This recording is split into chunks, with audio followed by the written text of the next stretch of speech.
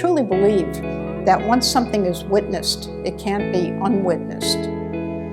Colocó en cada colonia española un obelisco que simbolizaba la Constitución y era para representar en todas las colonias españolas el hecho de la Constitución de 1812, que fue como más, que representaba más la libertad, los derechos humanos, y a partir de ahí, pues una vez que se fueron perdiendo las colonias, fueron desapareciendo los obeliscos. Salvo aquí en San Agustín de la Florida, que lo respetaron. Y es el único que queda. The seeds of democracy live on in St. Augustine's history today. And the stories go on from a woman that crocheted during the human rights movement of the 60s and became an icon in herself as symbolic of her work towards the freedom of man. Originally, I was going to have this culture clash happening here. And I was like, oh, I know this story. I got this. And then, though, as I started reading more and more about the history of St. Augustine, this is a little different here. So you're saying that runaway slaves and things were actually coming, they were coming here, not trying to run away? And then the idea of compassion really started to make sense for me. Immediately I thought about my mother-in-law. Her ancestor is from Minorca. They came to St. Augustine and I thought, wow, I have to do this. I wanted to make image like people is kind of rising up. They had nothing. They came and they built their home, St. Augustine.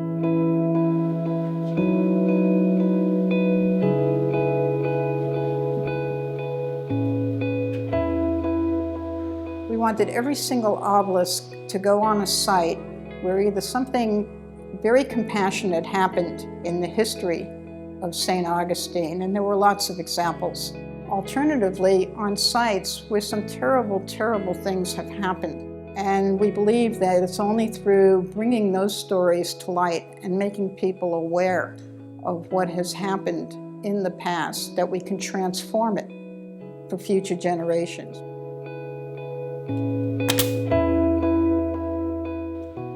The light is what they're all reaching for. The light represents the better life, the salvation, the hope.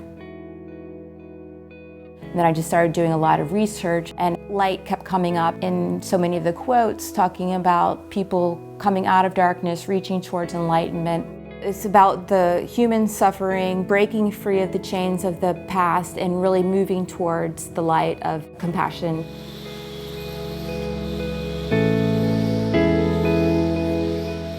I have 4 animals talking. They're all saying something like, get over it.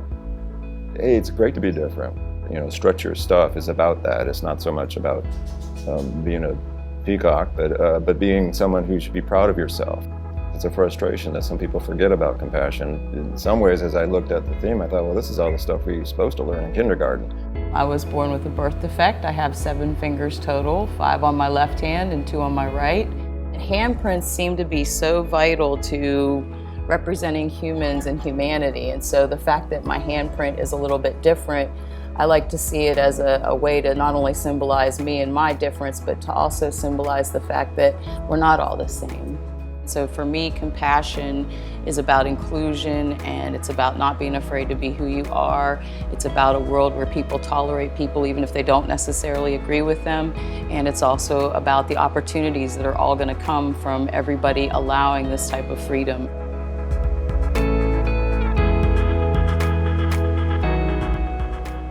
Bueno, para mí sobre todo es el comprender las distintas sociedades, las distintas costumbres, religiones, el respeto hacia los demás, respetar cualquier tipo de sociedad, intentar comprenderla.